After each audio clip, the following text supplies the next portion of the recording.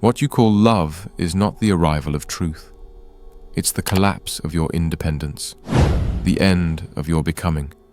You aren't experiencing a revelation, you're experiencing a regression, a surrender of your own self-consciousness into the illusion of someone else's gaze. Hegel, in his Phenomenology of Spirit, explains that human identity is not something static.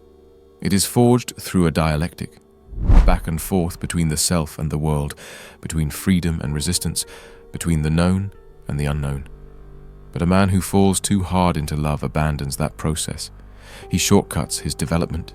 He clings to a woman not because she reveals who he is, but because she allows him to avoid the pain of confronting who he's not. When Hegel describes the struggle for recognition, he's not talking about attention or praise. He means the existential demand of every conscious being to have its freedom recognized by another. This recognition, Hegel says, is the birth of self-consciousness. But it must be mutual, reciprocal, based in strength. If you demand recognition from someone who does not freely give it, if you attach your selfhood to someone who does not see your inner freedom, you do not become a man, you become a slave. You thought your devotion proved your loyalty. Hegel would say it proves your weakness. You thought falling hard meant you had a deeper soul. Hegel would say it means you never formed one. Because love without self-knowledge is not love. It is dependency. It is a man handing over the very process by which he becomes himself, and asking someone else to finish the job for him. But no one can do that. Not your girlfriend, not your wife, not the girl who left you unread. She cannot give you recognition if you do not possess something to be recognized, and if you haven't yet struggled through your own contradictions. If you haven't faced yourself, questioned yourself, overcome yourself, then there's nothing there to see. No real self, just longing, just hunger.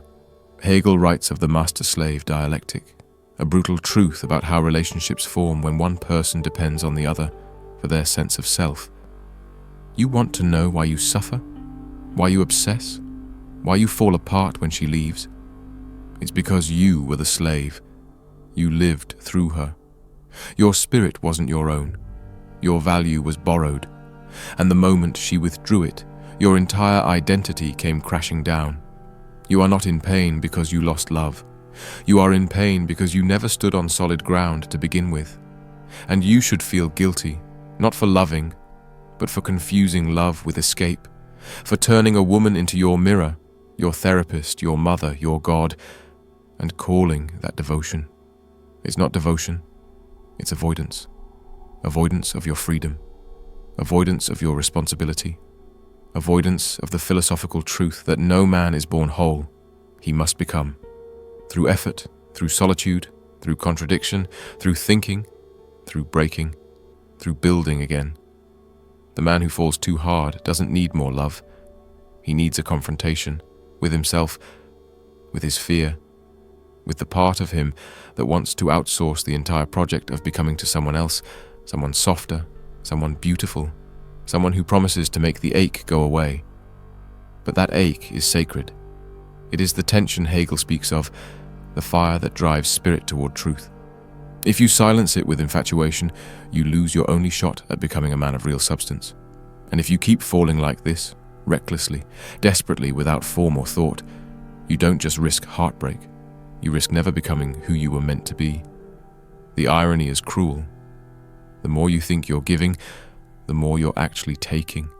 You think your devotion makes you selfless, but Hegel would tell you it's the opposite. It's a form of domination, masked as romance. Because you don't want to love her, you want her to confirm you. You want her to say with her presence, her attention, her body, yes, you are enough. Yes, you are real. Yes, your life matters. That's not love. That's theft. And it's spiritual theft, because you're not even conscious of it. You think you're the victim when she leaves, but you were the one who tried to build your soul out of someone else's freedom. And the moment she decided to stop participating in your fantasy, the illusion collapsed. What hurts is not the woman. What hurts is the empty space where your sense of self used to be. Hegel calls this kind of self dependent consciousness. It cannot stand alone. It exists only through the approval, the gaze, the validation of another. And here's the danger. Dependent consciousness always leads to servitude. Not physical servitude, but internal, psychological slavery. You become needy, obsessive, fearful. You begin performing, not being. You stop living truthfully and start living strategically, carefully arranging your words and your gestures in the hopes that she will keep reflecting back the image you need to survive. But that reflection is fragile. It's never truly yours. And so you live in fear of its disappearance. Every silence feels like a threat. Every bad mood, a betrayal. Every boundary she asserts becomes an existential wound because it reminds you don't know who you are without her gaze. You never did. Hegel's point is simple, but it cuts to the bone. You cannot achieve real recognition from a place of weakness. The self that begs to be seen will never be seen clearly. The self that fears abandonment has already abandoned itself. You think falling in love proves you're alive. But if that love is rooted in dependence, it only proves you're still asleep, still dreaming that someone else can finish the work that only you were born to do. So what is the work? Hegel calls it the labor of the negative, the confrontation with contradiction, the willingness to suffer, to reflect, to endure discomfort in the pursuit of inner clarity. It means confronting your need to be completed. It means recognizing that the ache you feel, the desperation, the longing, is not something to be cured by a woman. It is something to be understood, interrogated, transformed. You want to be free? Then stop worshipping the mirror. Stop demanding she be your answer. Take back the project of your becoming. Accept that no one will ever fully understand you. Accept that recognition is rare and must be earned, not begged for. Accept that the most dangerous thing a man can do is trade the struggle of selfhood for the comfort of being wanted. Because that comfort will disappear. It always does. And when it does, if you've built your identity around it, you will not just feel sad, you will feel erased. That's not heartbreak. That's annihilation. And it only happens to men who never took the time to build themselves first. You want to love? Fine. But let it be the love of a man who already knows who he is, not a boy trying to borrow value from someone else's attention. The man who builds his soul around the gaze of a woman is not in love. He is in hiding. Hegel never romanticized the path to truth. He understood it as violent, painful, and necessary. He called it the negation of negation, the moment when the self, confronted by contradiction, begins to dissolve what is false in order to give birth to what is real. But most men don't want that. They want comfort. They want peace. They want escape. So when a woman enters their lives with the promise of affection, beauty, and attention, they seize it, not as a chance to love, but as a shield against becoming. You did not choose her. You chose refuge. You wrapped your unresolved questions in her arms and hoped they would disappear. And for a while, they did. That's what infatuation does. It numbs you. It grants temporary relief. But Hegel warns that this kind of unity, this illusion of oneness, is always a lie. It's not synthesis, it's submission. And the man who submits his identity for the sake of feeling whole will eventually be forced to confront the truth. He didn't evolve. He escaped. And now here you are, alone again, confused, angry, bitter. But underneath all of that, if you're honest, ashamed. Because deep down, you know you gave up the throne of your own selfhood and called it love. You made yourself small so she would stay. You silenced your doubts so she would approve. You distorted your values, your time, your inner voice, all so you could remain in the warmth of her gaze. And now that the warmth is gone, you feel cold not just because she left, but because you abandoned yourself long before she did. Hegel calls for a radical confrontation with self-deception. He writes that spirit becomes strong not through harmony, but through rupture, through contradiction. So ask yourself this: when did you last contradict yourself?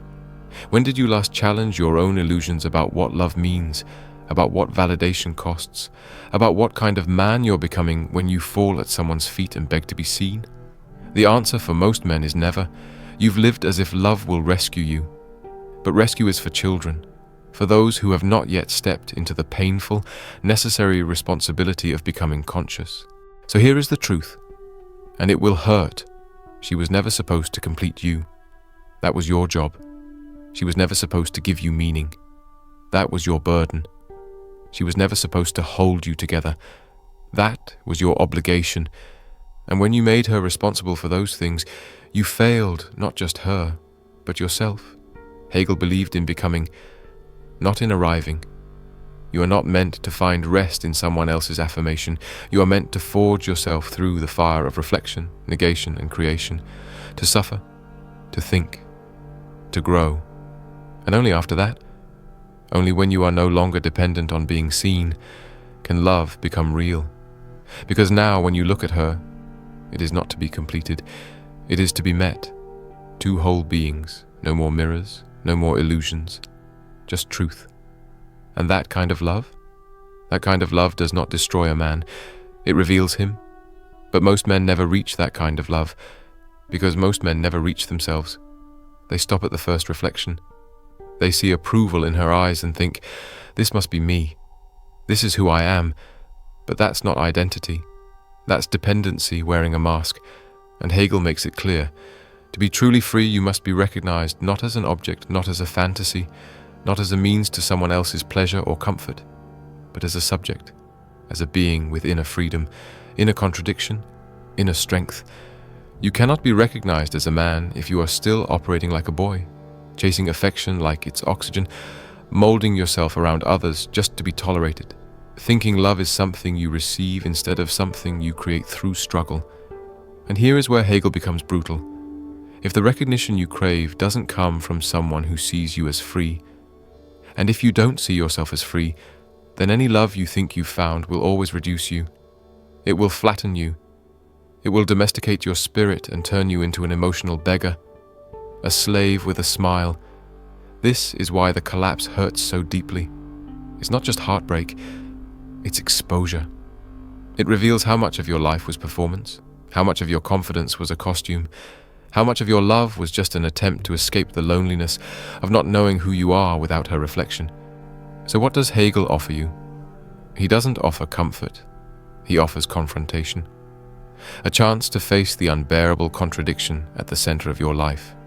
That you want to be seen, but you don't know who you are. That you want to be loved, but you've never taken the time to love the self you've become. Hegel says the self is not given, it is produced. Spirit is only actual as a process. You must go through the conflict, the disillusionment, the break. That's what becoming requires. You must look at the shattered version of yourself after she's gone and not try to rebuild the old image, but ask for the first time, was any of that real? What part of me was true? What part was desperate? And what part was simply trying to be seen because I never learned how to see myself? This is where most men turn back. They run into another pair of arms, another relationship, another warm smile to numb the ache. But every time they do that, they kill the opportunity Hegel laid out, the opportunity to let the negative do its work, to let the pain break down the false self so that the true one can begin to emerge. You cannot become without rupture, and you cannot love without becoming. You want to be strong? Then you must suffer with your eyes open. You must let go of the fantasy that she will save you, and you must begin, slowly, painfully, to build the kind of self that no woman can give and no heartbreak can take away. Only then will you be worthy of real recognition. Only then will you be capable of real love.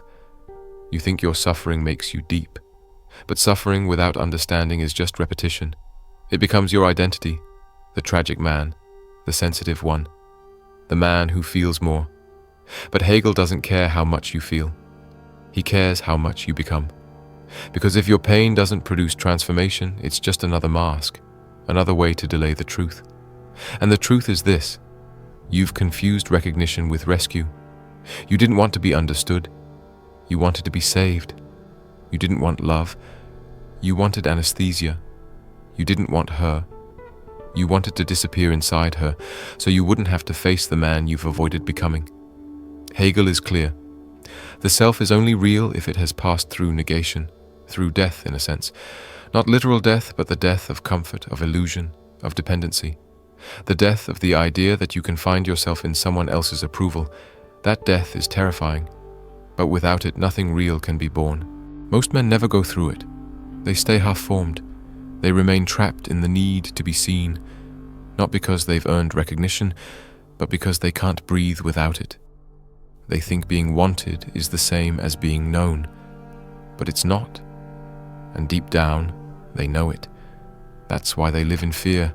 Fear of being abandoned, fear of being alone, fear of the silence that follows the end of something they thought was love. That silence is sacred. Hegel would say, stay there. Don't fill it. Don't run from it. Don't jump into another woman's bed to hide from the echo of your own emptiness. Listen to it. Let it tear through every false thing you built. Let it strip you of every excuse, every lie, every performance. Because that silence, that raw, unbearable silence, is where spirit begins its real work. And when you endure it, something shifts, slowly, painfully. You stop needing to be reflected. You stop looking for your worth in someone else's gaze.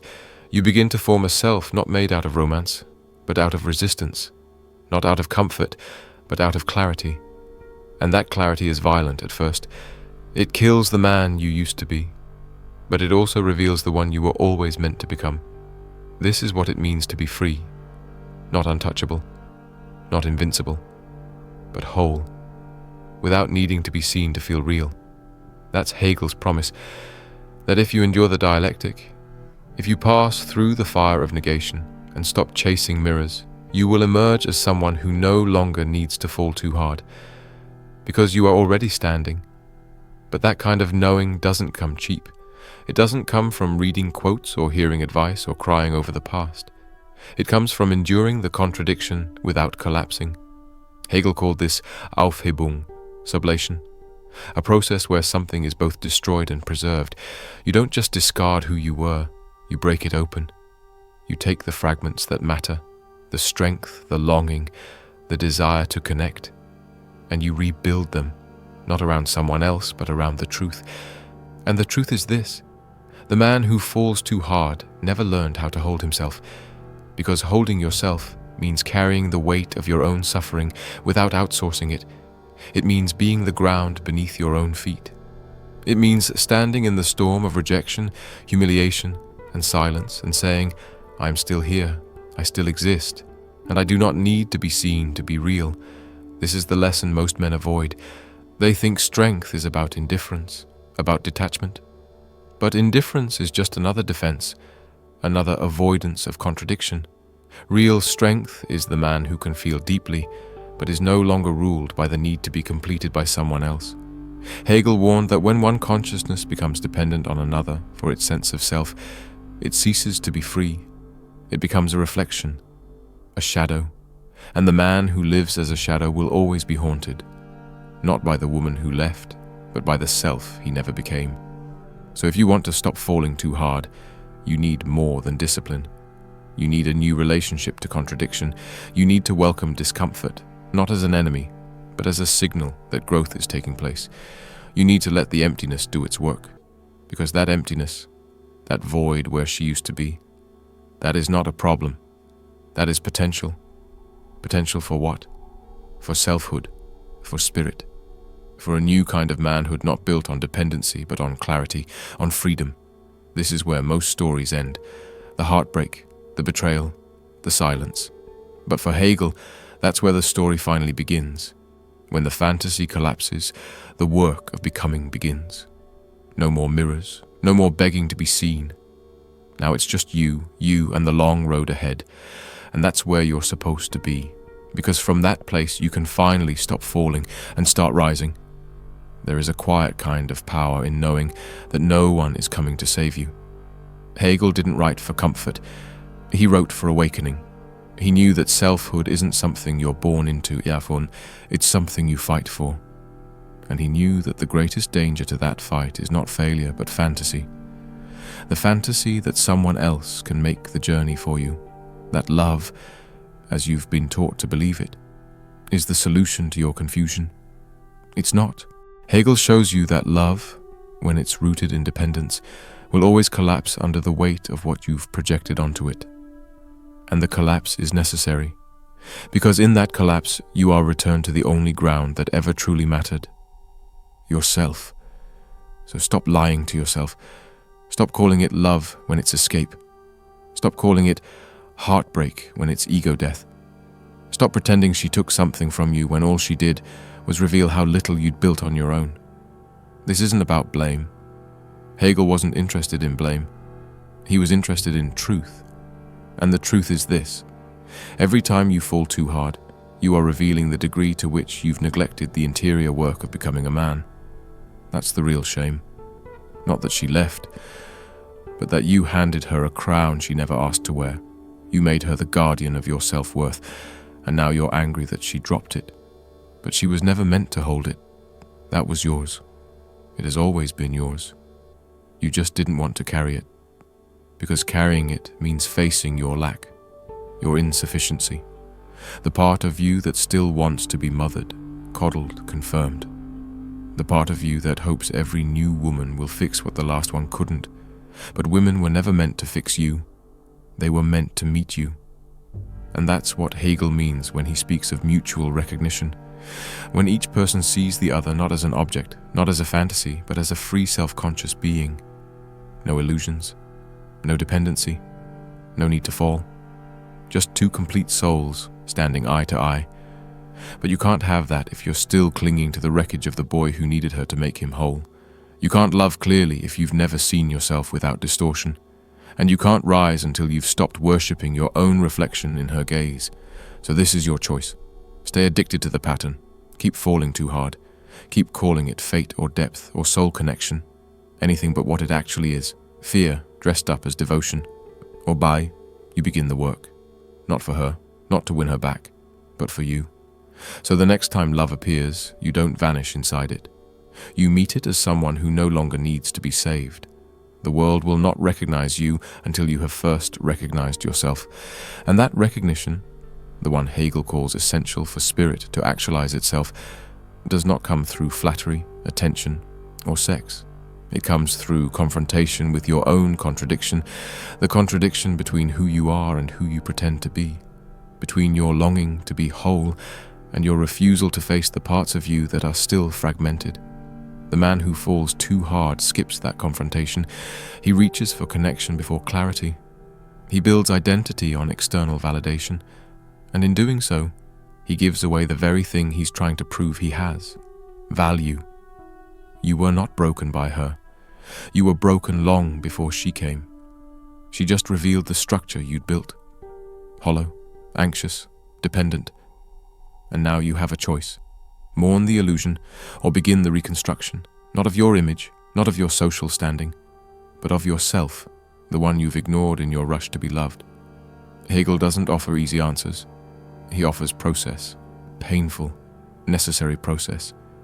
He would say, the man who has not passed through the fire of negation cannot know freedom.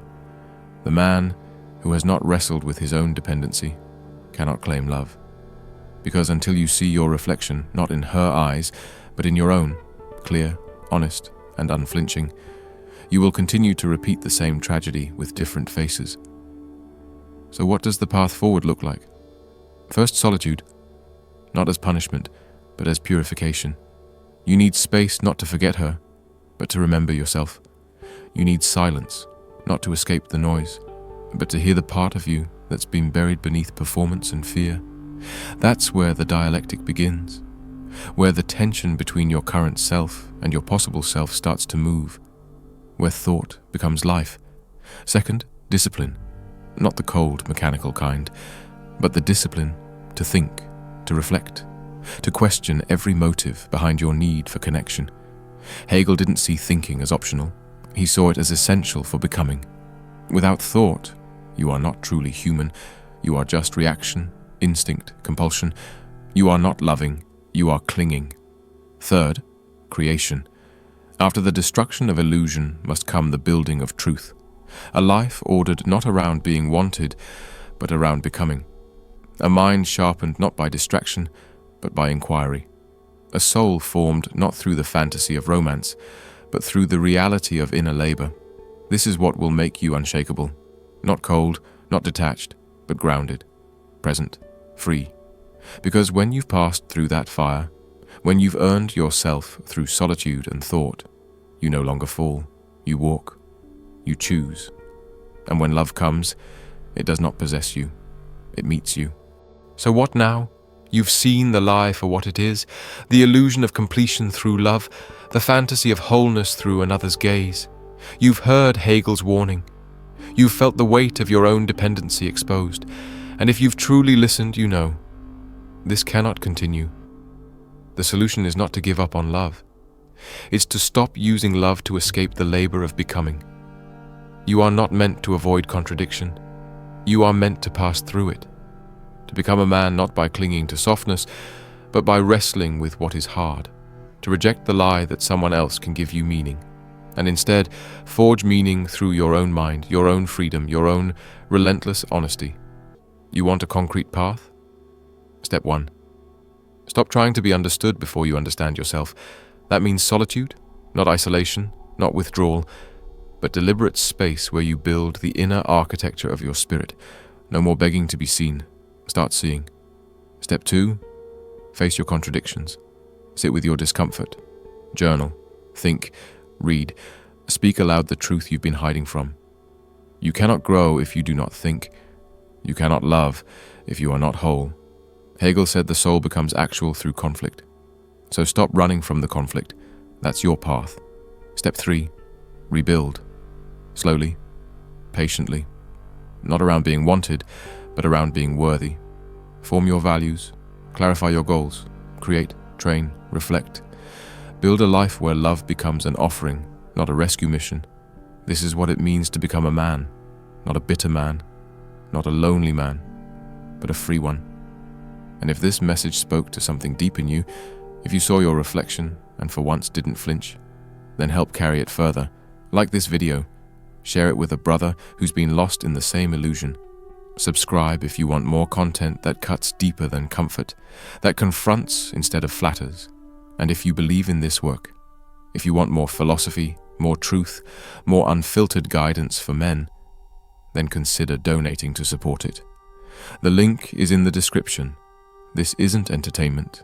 This is a calling, and you are part of it now. Don't fall again. Rise.